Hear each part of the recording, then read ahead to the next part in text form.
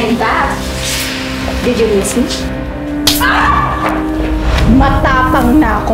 Sinusubukan mo ako? Sinusubukan mo ako, no? Kala mo hindi ako lalaban sa'yo, ha? Manda ka sa akin ngayon!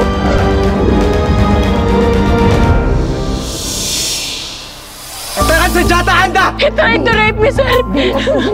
Sir, I'm not a criminal. I'm begging you, please. Please don't send me back to her.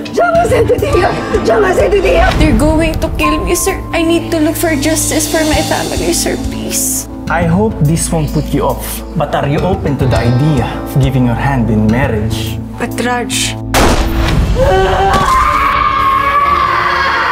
Magturo sa lahat ng tumapang sa pamilya natin!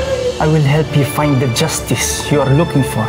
Yang konsyensya mo ang sisira sa political career ng pamilyang ito. Hanggang maayusin mo! Raj! Raj!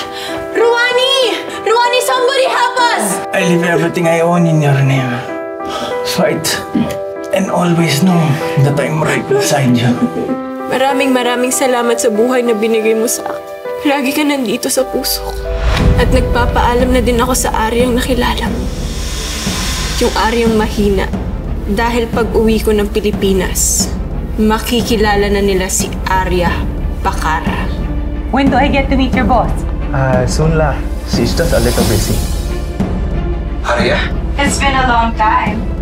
Kenji. I'm so sorry, Al. Sorry? Bakit? Mababalik ba ng sorry mo yung buhay ng mga magulang ko, ha? Alam kong hindi. Pero gagawin ko ang lahat para makamit mo yung hustisya. Paano?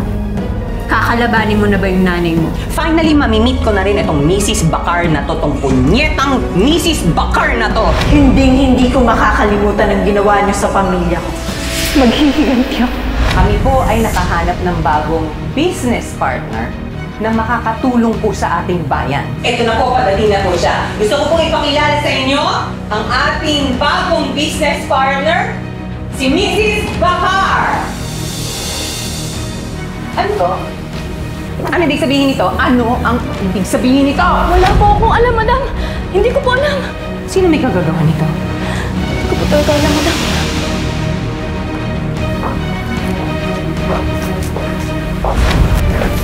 Arya.